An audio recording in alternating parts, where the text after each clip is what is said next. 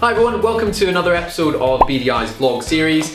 Today we're going to be talking about the European Working Time Directive, which sounds very boring, but is very applicable to anybody who is moving to the UK and hoping to do bank or locum shifts up and beyond their rota. So we're going to learn a little bit about what is the European Working Time Directive, what does it mean for my rota, and what does it mean for any additional shifts that I want to do as part of my medical career. Okay, so first obvious question is, what is the European Working Time Directive? Basically, it's a policy that was opted into by the UK and all European countries to make it safer for people who are working extensive hours over a period of time. So this doesn't just apply to doctors, it applies to everyone, lorry drivers, nurses, paramedics, teachers, you name it. It's a general policy that applies to all workers. Now, the aim of it is to create safe working environments. So if we use the example of doctors, it would be that if you're working a 24-hour shift and then another 24-hour shift, you can't then continue on consecutive days just working and working, because the likelihood is that might create a dangerous situation for patients in terms of your decision making from being fatigued. So the idea of it, or the spirit of it, is to create environments in workplaces that are going to be safe for other people. Again, if you use the example of someone who drives a lorry, for example, they're going to want to make sure that they're having adequate rest breaks so they're not becoming sleepy at the wheel and dangerous on the roads, etc. So let's find out what that means for doctors. Okay, so what does that mean for you?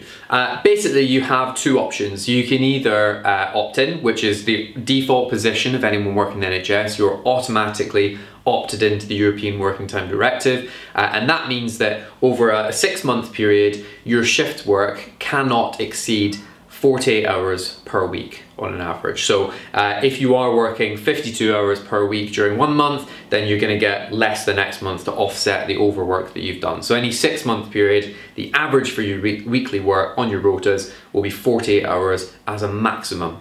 It also entitles you to at least 1 day off per week, 11 consecutive hours of rest in a day, 5.6 weeks paid annual leave per year, and a limit to 8 hours for any night shifts to make sure that, again, you being safe, that you're getting adequate rest time. And remember, that's what this is about, is making sure that you're well rested, that you're looking after yourself so that you can look after your patients. Now, there is an option to opt out of the European Working Time Directive. I think when initially this was all instigated in the early 2000s, it just applied to consultants, and there was a bit of a concern that if junior doctors were all opting out of the European Working Time Directive, they were opted in, then they would lose lots of doctors from their rotas who are used to working 50, 52, 56 hours per week.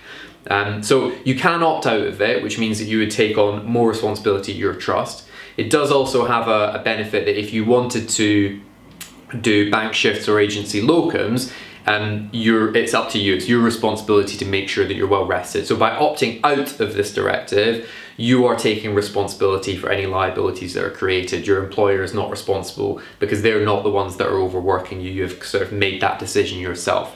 And it's very important that any discussion around opting out of the European Working Time Directive is initiated by you, by the doctor. Employers cannot pressure you, they can't force you, they shouldn't really be raising it. It's up to you to proactively opt away from those guidelines. And if you do want to do it, that's absolutely fine. No one's going to question you. It does mean that you can take on, as I say, additional shifts above and beyond what's contracted, and it's up to you to manage that, and you get to make a decision about whether or not you're practicing safely.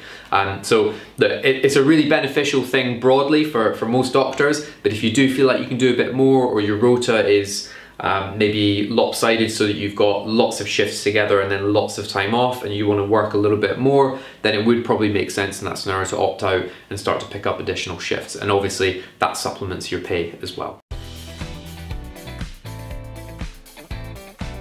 Alright, so that's the European Working Time Directive. Just to sum up, you've got two options. You can either remain opted in and your rota is going to be split up into manageable chunks, or you can opt out. If you do opt out, by the way, there's no obligation to work those additional hours. You're just saying that if I do take on more responsibility over those 6-month chunks, then the liability sits with you. You're making the decision yourself. So there's no obligation to do the extra work, but it does just cover you if you would like to. Thank you very much for watching. If there's any other topics that you want us to do or cover off in these vlogs or any of our blogs, please feel free to get in touch. And as always, if you're looking for a job in the UK, do send your CV in to apply at bdiresourcing.com. Thank you.